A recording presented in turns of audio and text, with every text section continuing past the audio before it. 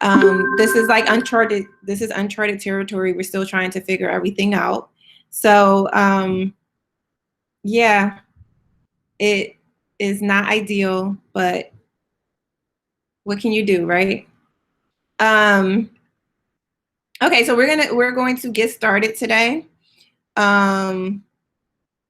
We have been focusing on what led up to the Civil War, and now we're going to spend a little bit of time talking about the Civil War. And so before we do that, I have a series of primary sources that I want to show you guys. We would have won.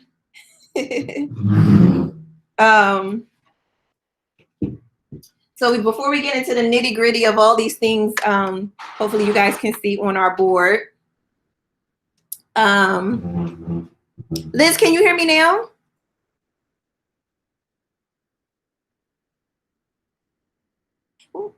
Woo! Yay! Okay, great. This is awesome sauce. All right, so I am going to screen share. And we're going to look at a few things. Before we do that, do you guys mind if we do our little breathing technique for a minute?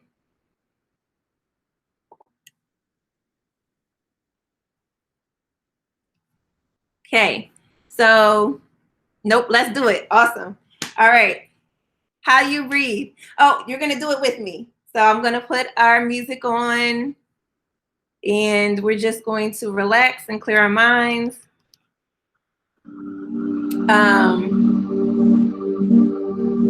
Let me present the screen for you guys. Daisy says freeze. Okay.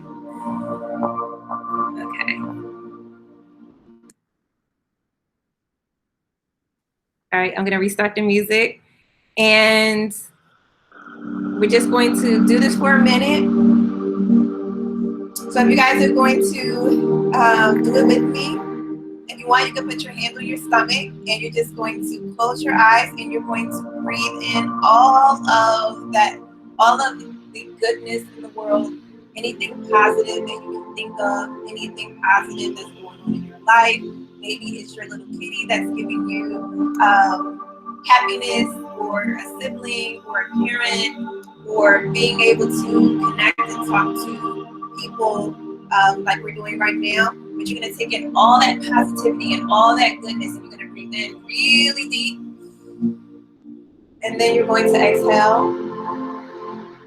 And when you're exhaling, you're pushing out all of the worry, all of the stress, all of the craziness that is this coronavirus, and anything else that's worrying you. And breathe in all the goodness and breathe out. Breathe in. Breathe out. Breathe in. And breathe out. And breathe in. And breathe out.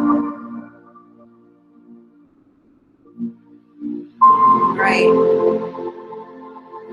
Thank you, guys. So I'm going to go back to the screen. We got more people. Relax and chill. Yes. Yes.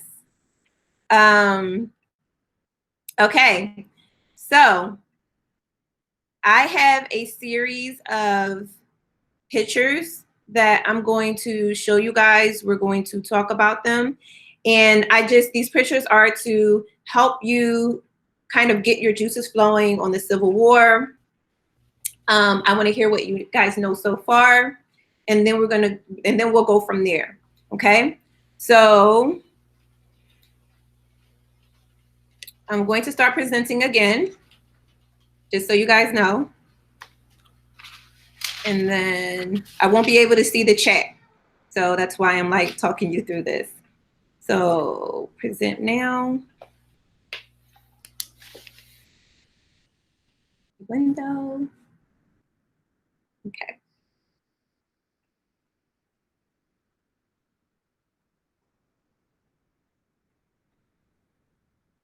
All right. So if you can unmute yourself and tell me what you see. Maybe Ms. Williams can facilitate in the chat. Whoever puts their hand up. What can you guys tell me about this image that we're looking at right now?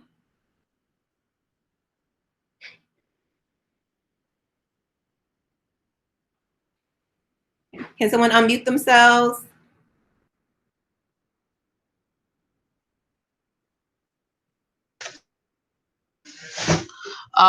Someone trying to talk? Picture of like.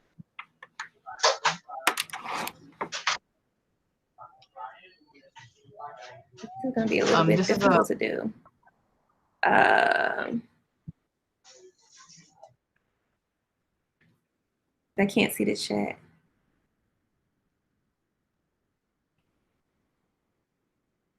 Shuriken wasn't the end of the war. True. George McClellan. Okay. You guys are putting it in the chat. I can't see anything. I know I'm presenting, but I also can't hear anyone. So if you have something to share, instead of putting it in the chat, if you guys can unmute yourselves and share it that way I can hear you. Because if I'm presenting, I cannot see the chat. So I can't tell, unless Ms. Williams wants to read the responses.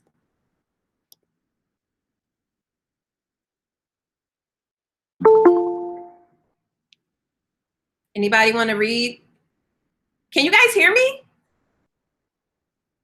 Yes, loud and clear. Yes? Okay. Yeah, we can hear Are you guys able to unmute yourself and talk? Yeah. Can't find my mic. Is anybody else having trouble finding their mic to be able to unmute themselves? I can try to find a mic.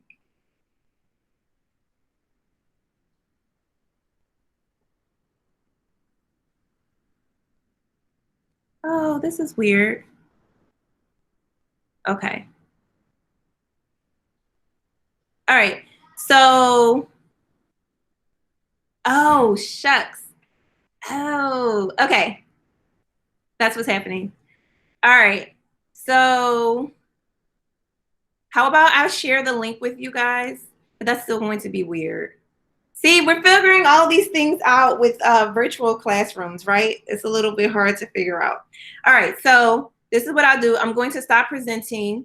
We all saw the first picture, so I'm going to stop presenting, and I want you guys to, let's see if that works this way. Okay, can you try to unmute yourself now? Yes, sir. Yes.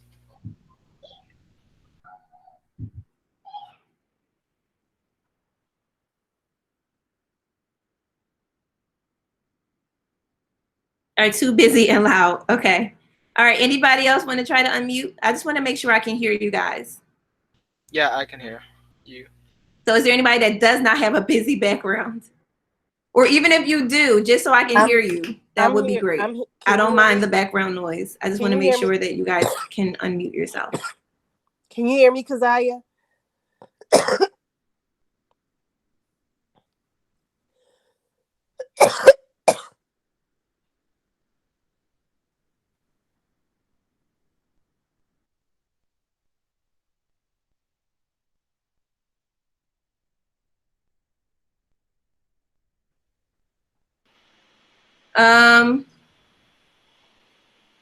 All right, we're gonna get this figured out.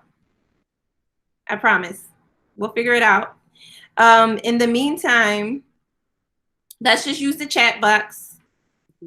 Mic acquired, no idea if it works. Can you hear me? Tiff, can you just try to unmute yourself and see what happens? If not, no worries.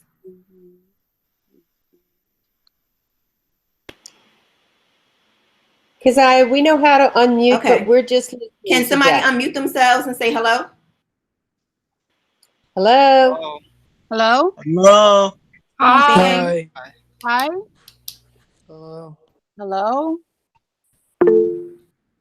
Hi. Okay. I don't know if mine is All working. right, so we'll figure it out. No worries. We'll just use the chat box. Okay, so you guys saw the picture. Okay, no worries. We will figure it out. But in the meantime, just type in the chat. No, thank you. So you guys saw the picture. What is that picture? What do you think about what you saw? Let's analyze that picture for a second. It was a Union soldier.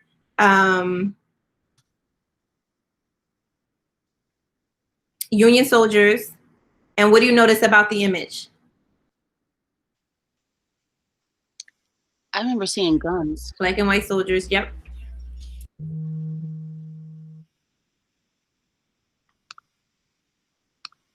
They were together, not separated. Good.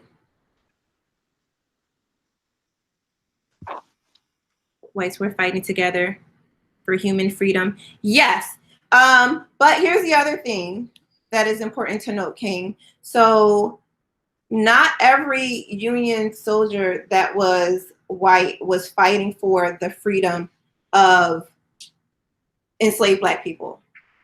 So even in the North, a lot of them just joined the army because they were they wanted to fight for their country, right? And remember, the initial reason for going to war was not to end slavery, right? It was to bring the rebelling states back into the Union. So it's important that we make that distinction, right? The Civil War was about slavery, but it wasn't. Some Union soldiers felt bad for the South. Yes, that's absolutely true. Nationalism, absolutely. Yes. So I don't want you guys to get confused about this because the Civil War is like a really complicated topic. And a lot of people feel like when you're talking about the Civil War, that it's slavery, right? And or they'll say it's states' rights, but it's never both. And so it's a lot more complicated than that. Right. It's not just about slavery. It has everything to do with slavery, but then it doesn't. Right. Because for Lincoln, he is fighting this war not because he intends to end slavery, but because he intends to bring the rebelling states back into the Union. And nobody wanted to admit that it was about slavery. Yes. And that doesn't become front and center until about 1862.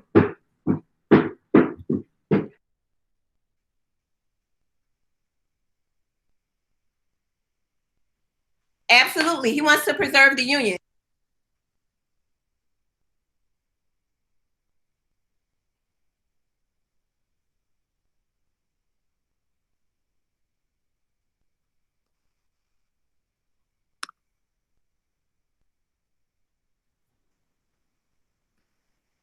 I'm just reading, you guys. Like George McClellan, who was the commander for the North, felt bad for the South, which causes many losses during the war. More of the Union soldiers were fighting to bring the state together, and ending slavery was the last option that they had to win the war. Yes, I know, Liz, you got to scroll down. All right, you guys are bringing it. Good. All right, so what I want to do, I want to read a letter to you guys from Lincoln to Horace Greeley. And this is a primary source. You guys can look it up too if you want.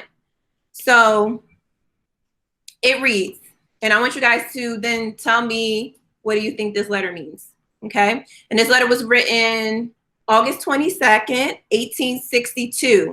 So this is 1 year after the Civil War has started, right? So he says, Honorable Horace Greeley, dear sir,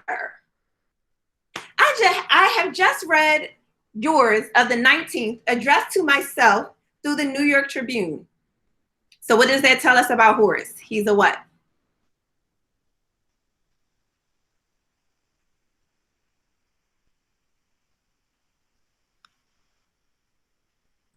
Yes, exactly. He's a journalist. Good.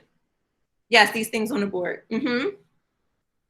So yes, he is a journalist. Okay, I shall continue. All right. If there be in it any statements or assumptions of fact, which I may know to be erroneous, I do not now and here controvert them. If there be in it any inferences which I may believe to be falsely drawn, I do not now and here argue against them. If there be perceptible in it an impatient and dictatorial tone, I waive it in deference to an old friend whose heart I have always supposed to be right. As to the policy I seem to be pursuing, as you say, I have not meant to leave anyone in doubt. Okay, so this is the good stuff. So keep going with me. I would save the Union. I would save it the shortest way under the Constitution. The sooner the national authority can be restored, the nearer the Union will be, the Union as it was. If there be those who would not save the Union unless they could at the same time slavery, I do not agree with them. If there be those who would not save the Union unless they could at the same time destroy slavery, I do not agree with them. My paramount object in this struggle is to save the Union and is not either to save or destroy slavery. If I could save the Union without freeing any slave, I would do it. And if I could save it by freeing all the slaves, I would do it. And if I could save it by freeing some and leaving others alone, I would also do that. What I do about slavery and the colored race, I do because I believe it helps to save the Union. And what I forbear because I do not believe it would help to save the Union. Okay, and then he continues, but we don't have to go on from there. All right, so I'm curious, what does this mean?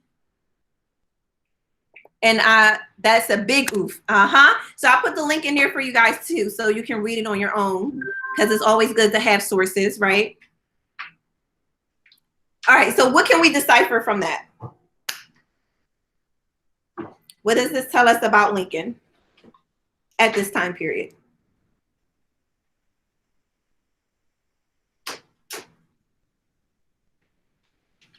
Go, yeah, Daisy. He's painting himself as aggressively neutral. His primary concern was the Union.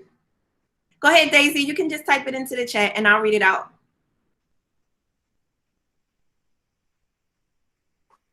He would free them all in order to restore the Union, or none of them if it meant restoring the Union.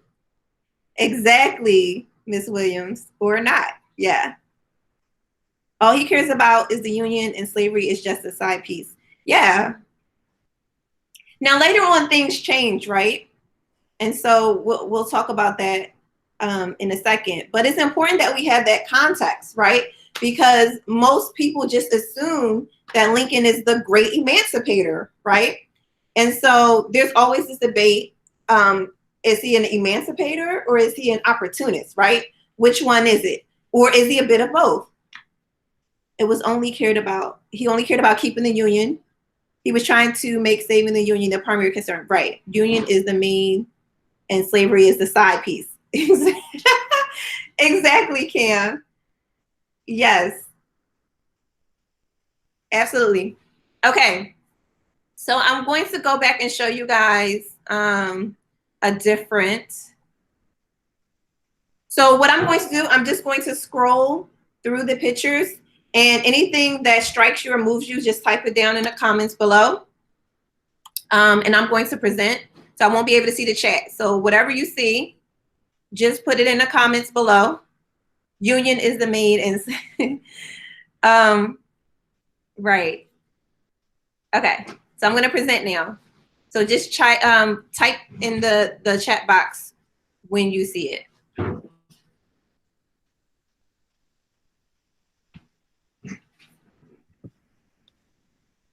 Okay.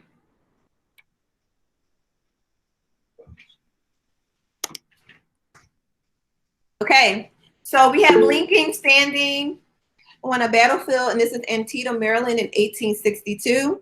So anything that you might want to say about this photograph, you could put it in the chat. I'll go back and look through it.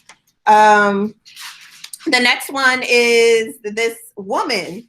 So how many of you, and you can put the comment right there in the chat, how many of you knew that women fought in the Civil War? So this is Frances Clayton, and she was a Union soldier. And this is her in her uniform in December 1861. And this is her in a dress after the Civil War. So she...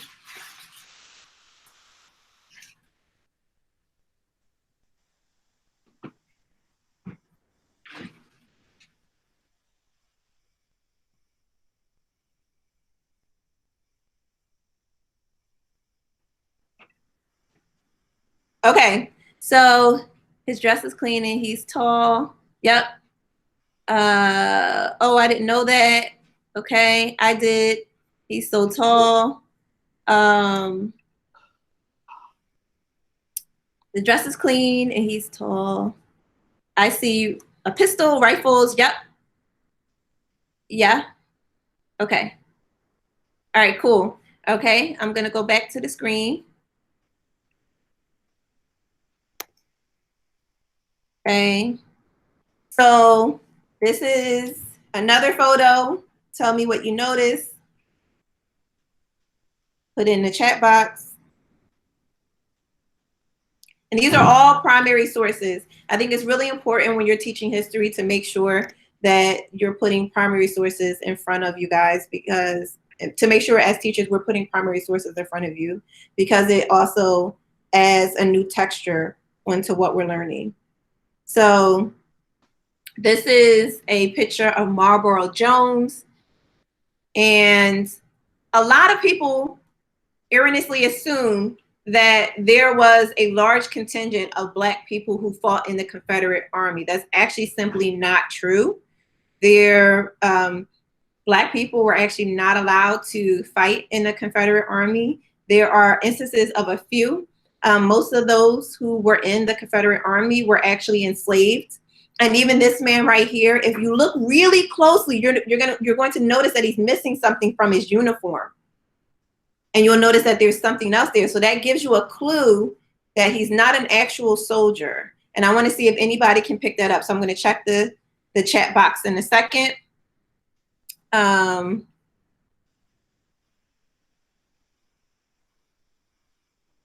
Yeah, he's missing a gun. Those are so scary. Guns with knives on them. Like in the Union photo, right? The man is enslaved to the soldiers. Yes. Commander shoe in battle. The last one is a enslaved man cleaning a commander's shoe for battle. Confederate soldiers would bring their enslaved peoples to clean their shoes. Yes. They weren't allowed to have guns. Exactly. He's carrying water. Yes, Rose, you are spot on. He's like a water boy, right? So he's carrying water. No, they were not allowed to have guns. Good. All right. So I'm going to go back and present again. And I promise we'll get this technology fixed. Okay. General Tubman, as I like to call her. So a lot of people know about Harriet. They know that she was enslaved. They know that she freed herself. They know that she went back and saved many members of her family and hundreds more. What a lot of people don't know about Harriet is that she helped during the Civil War. I like to call her General Tubman because she actually worked as a spy and she was a nurse for the Union Army. And this little known event is actually not well known.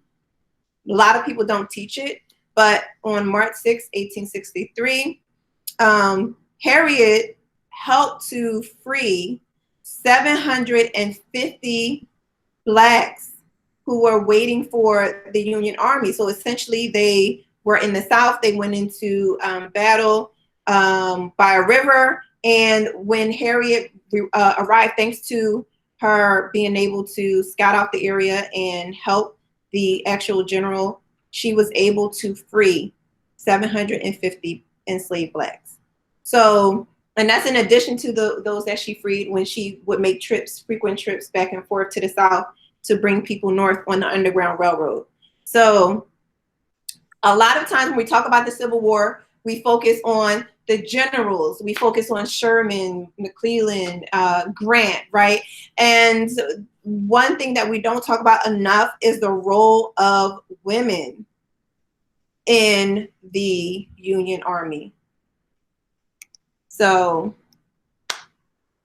all right, and then tell me what you guys think about this picture. What do you notice?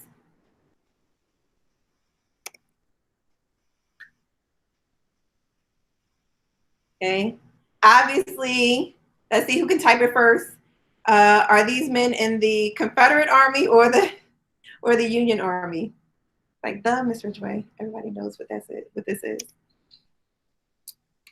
Okay, this is the Battle of Antietam, and this is important because a lot of people also don't realize that photography was invented at this point. And what many of you may or may not know is that the camera was actually huge and you could not move. So there's going to be a lot of pictures of the dead bodies essentially in battlefields because they're not going to move, right? So it's easier to take those pictures. And this is post-Civil War. Now these men have the job, horrifying job actually, of going and picking the bodies off the field. So these pictures are just like a brief overview of the Civil War and little known aspects of the Civil War. And here are the guns that were used during the Civil War. Okay. All right, so I'm going to go back to the chat and I'm just going to scroll up and see what has been written.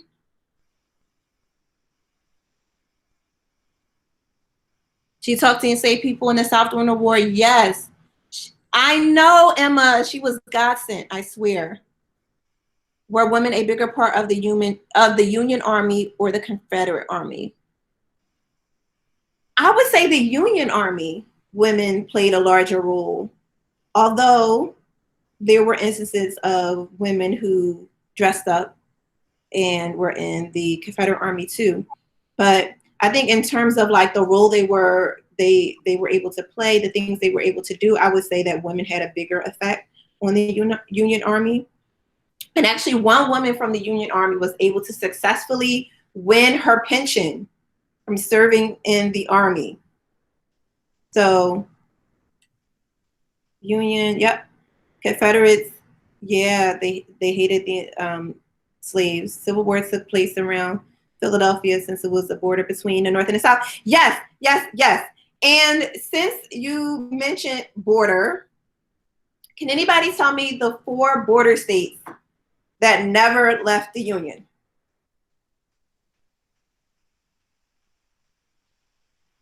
Cam's like, ... Okay. Okay, Rakaya? Can we guess any more? Nope, not West Virginia.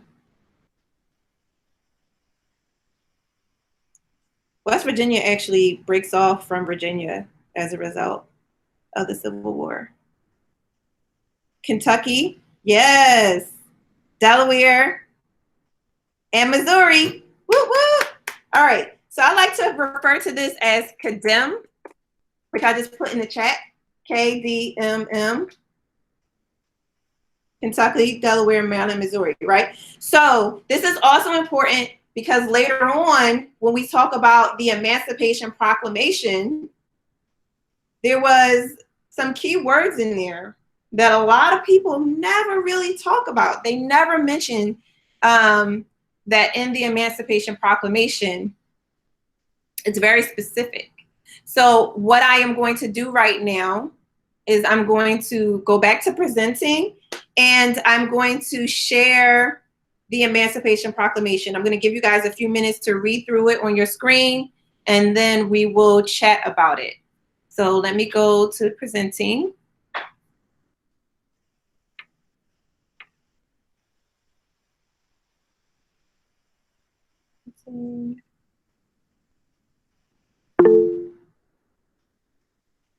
Yes, you're right, Irma.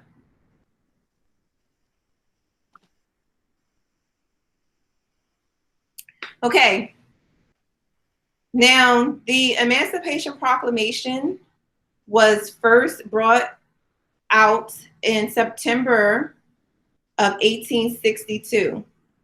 And it's not until after the Union starts to change the tide and start to actually win battles, which we'll talk about, that Lincoln decides to like put it out there officially. And so this actually gets put out January 1st, 1863. But it first starts to, it's like written and presented to a select few people September 1862. So as you guys are reading, keep this in mind.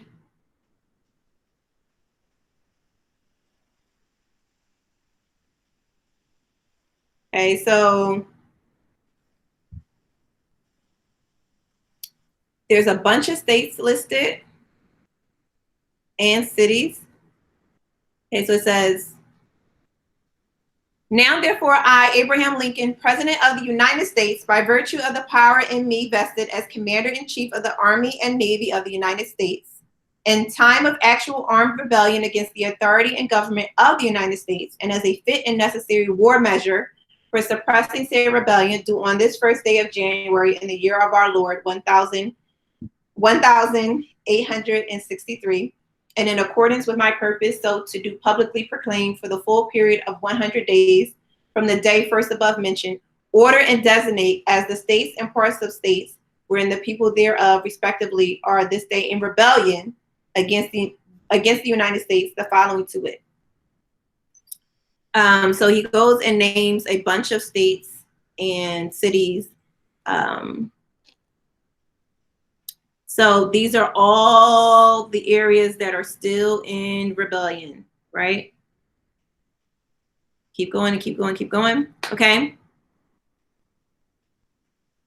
And by the virtue of the power and for the purpose aforesaid, I do order and declare that all persons held as slaves within these designated states and parts of states are and henceforward shall be free, and that the executive government of the United States, including the military and naval authorities thereof, will recognize and maintain the freedom of said persons.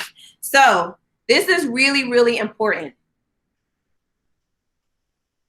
Lincoln is essentially freeing enslaved peoples, right? But if you look at it more closely, there's actually stipulations on that. And I am going to stop and then come back into the chat. I'm going to stop sharing and come back into the chat.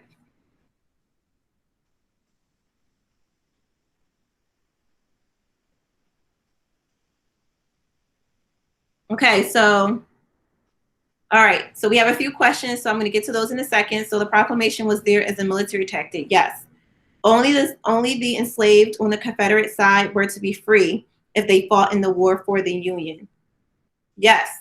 Union violence. You did not see condemn. Yes, you did not, Tiffany. Why is condemn not in there? And this will answer Rose's question of why were certain places excluded.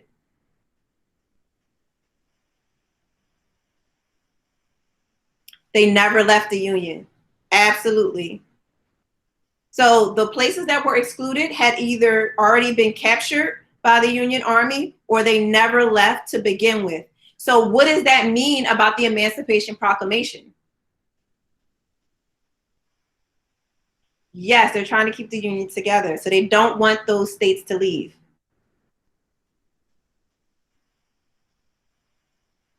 Yes. Yes, it was a war tactic, not a freedom move. It was used to disadvantage the Confederates. Yes. Okay. How does this disadvantage the Confederate Army?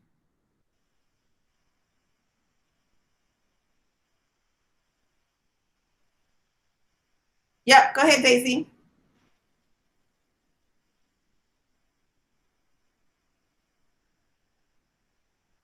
I think we're having some issues with like our mic. So I'm going to work on that tonight.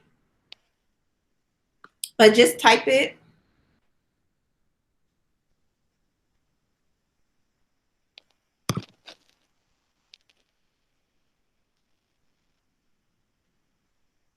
Okay.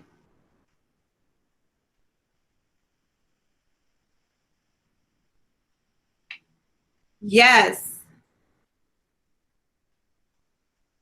They will have to, okay. So Rose says slavery produced 100% profit for them because it's a zero cost labor source. Exactly. So to lose free labor is to spend more resources getting the same result. And then you have no way to replace them. You're talking about whole large populations of enslaved people just up and deciding to leave once they learn about this. It disadvantaged the Confederate Army because they would have to deal with more runaways. Absolutely, Daisy. The enslaved people would rebel because they wanted their freedom. Yes, enslaved peoples provided free labor, and without that labor, the Confederates were at a huge economic disadvantage. Absolutely. Here's what other people, their economy was destroyed. Yes.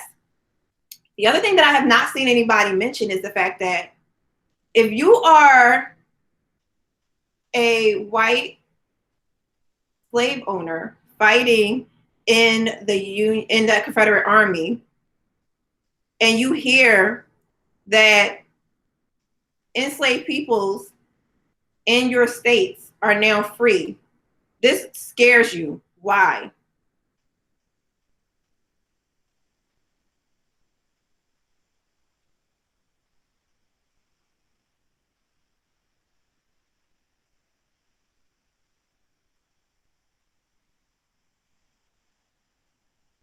Yeah, but what if they decide, okay, let's reword. Who are a lot of these soldiers in the Confederate Army leaving behind on the plantations? They don't care about that, though. They don't care about the enslaved peoples. Family, yes, Simone, absolutely. They care about their family. So what would this make them do once they hear about this Emancipation Proclamation? For a lot of soldiers in the Confederate Army, what are they then now going to do? Absolutely. They're going back to their families to protect them. They're going to go back to their homes. So what does this mean for the Confederate Army?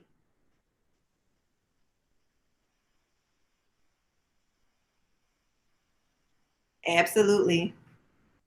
Absolutely. So the Emancipation Proclamation is a brilliant what? Yeah, it's a brilliant war tactic. Absolutely. Absolutely. But we got to get out of this mindset of saying the Emancipation Proclamation freed Black people. No. The 13th Amendment did that. But even with that, right? Even with the 13th Amendment, there's like different nuances in there. So it was a brilliant war strategy. Yes, Jim Crow. Okay. I don't know where time goes. I really don't know where time goes with our class. This is crazy because it's 11:51. I know, time flies when you're having fun. So this is what I'm going to do. Before we get into all this other fun stuff back here, Irma said continue class. Well, we're going to fill this in, right? So we did say the border states were condemned. And this is a really easy way of memorizing.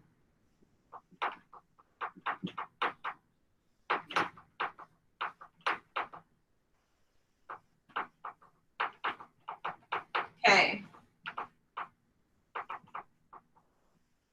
We already talked about Harriet Tubman in the war. We talked about presidents. Continue the class. Angle the camera down a bit. Okay, gotcha. Okay. So we know that Abraham Lincoln was the president. Does anybody know who the president was for the Confederate Army?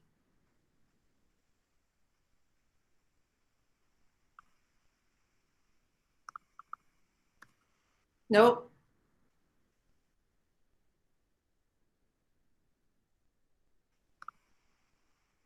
There we go. Ding, ding, ding, ding, ding, ding, ding. Oh, Emma beat you to it, John.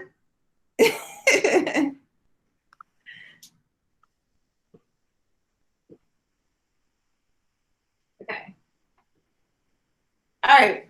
So tomorrow we're going to get more into the different battles, how this idea of the Union winning actually was not something that they thought would actually even happen. They were actually losing a lot in the beginning. And so we'll talk about that. We'll talk about some of the leaders of the Confederate and the Union armies, more Blacks in the war, and technology and medicine. Something important like the Red Cross was actually created during the Civil War. Okay, so it says leaders of the Union Army, leaders of Confederate Army over here. It says Lincoln and Jefferson Davis, their presidents during the Civil War. So Jefferson Davis was the president of the Confederacy, and Lincoln was the president of the Union, obviously the United States. The border states, Kentucky, Delaware, Maryland, Missouri. Blacks in the War, Harriet Tubman, technology and medicine, and battles. And I'll take a picture of the board and send it out for you guys. I'm going to get this mic situation fixed.